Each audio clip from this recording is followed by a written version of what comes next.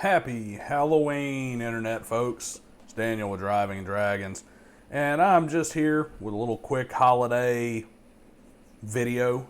People who are morons and don't know what content farming is might say I'm content farming because this was spurred on by a meme that was in one of my various Facebook groups.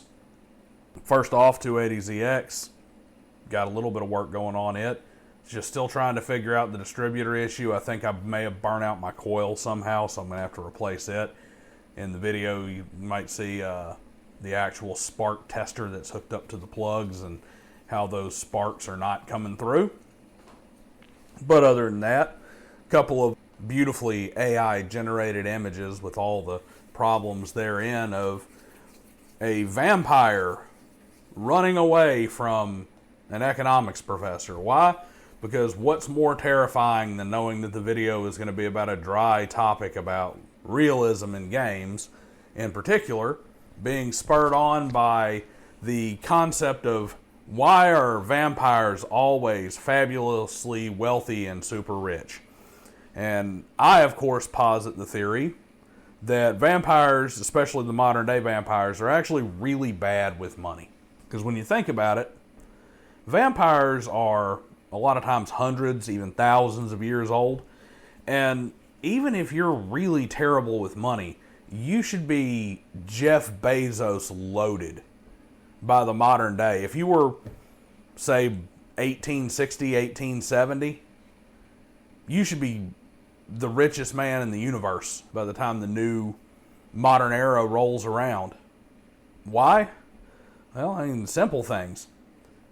Taking advantage of buying cheap land, holding on to it, and then later developing it when it becomes more valuable. Something that used to be the middle of nowhere and cost almost nothing, that suddenly turns into the new suburb for a major metropolitan area that's expanded, that everybody wants, where the big $1 million houses are built. You've got enough little plots of land around, some of those are going to hit.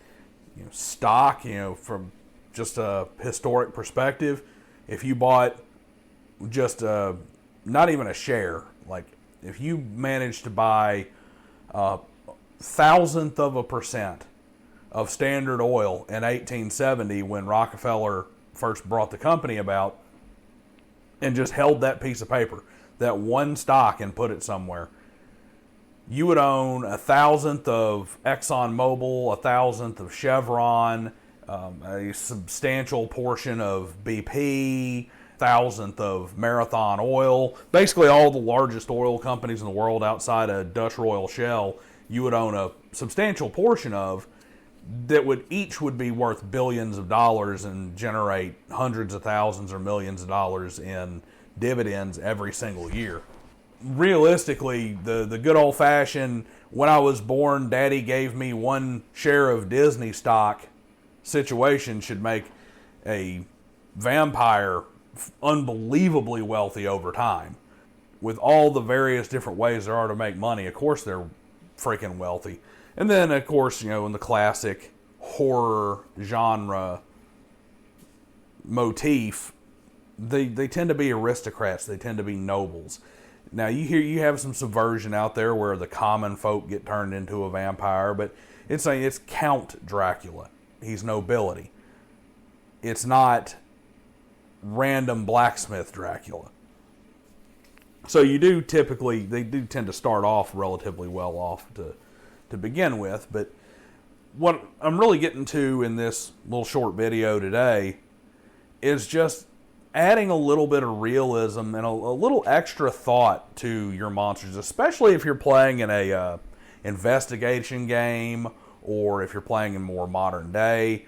But in general, if you are running like kind of a horror type theme game, the thing about running horror, Halloween, whatever you want to call it, style games is that you got to be careful about things that don't make sense. You got to be careful about things that are immersion breaking.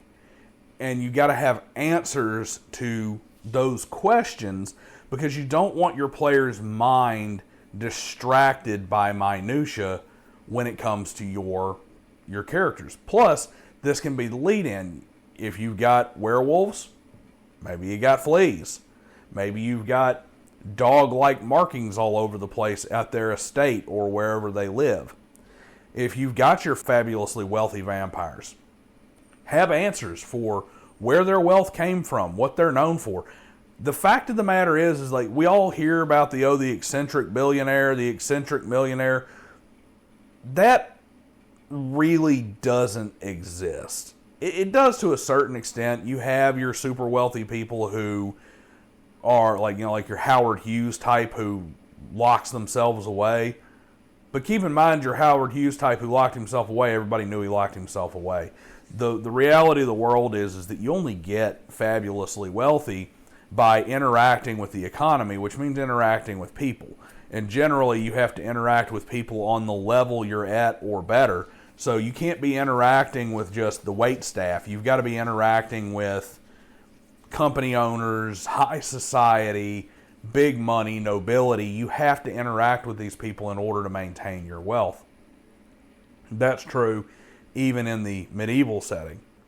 The point that I'm getting at is think about the characteristics of whatever you've put into the game and how it would interact with the real world to add that extra level of realism. Does your werewolf have dog-like or wolf-like qualities? Do they always kind of hang out in the pack? Are they not necessarily racist, but are they, kind of racist?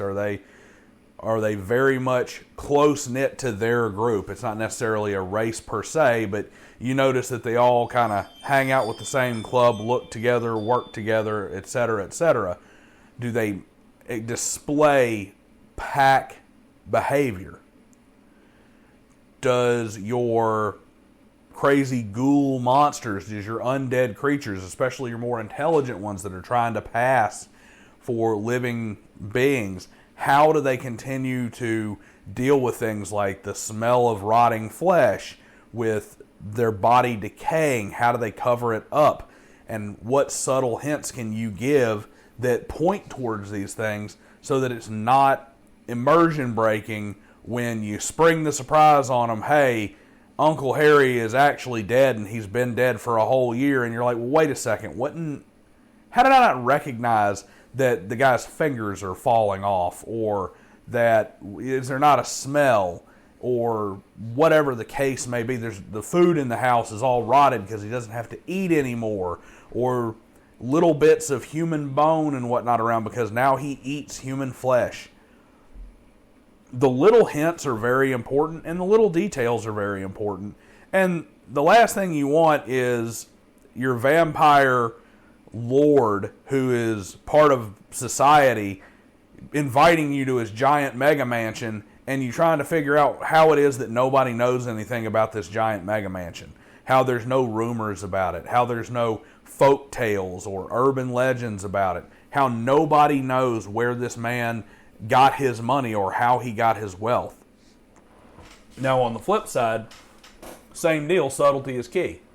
Talking about your vampire, there needs to be a little nebulousness about how he got his income. Because after all, passing along, my example previously about a single piece of stock, those things have a track record. And unless you're doing the Highlander thing where he's constantly passing it, quote unquote, to his son and is constantly farming birth certificates from a hospital or something to keep redoing identities, you want to keep that a little more nebulous. Oh, he did this through, he was a real estate mogul, and there's all kinds of different stories about him. And here's the best part. Maybe all of them are true.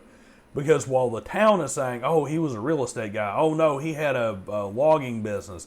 No, I hear that he had some shady business dealings out of Europe. I hear that he was part of tanking the entire British pound with a monetary manipulation scheme. I hear he's in high finance. These may all be true. It's just instead of them all being true in this one man's life and everybody assumes that only one of them's true, they're all true, spaced back over several hundred years.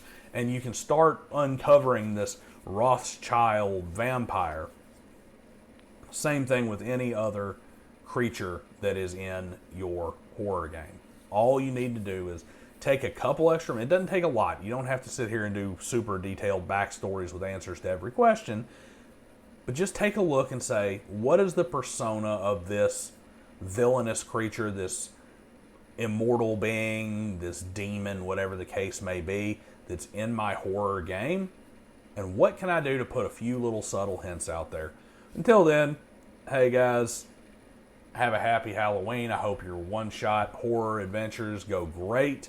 And remember, there's nothing more terrifying than opening up your YouTube video to learn about vampires and ghouls and werewolves and getting bombarded with the economics professor giving you another lecture. See you guys next time.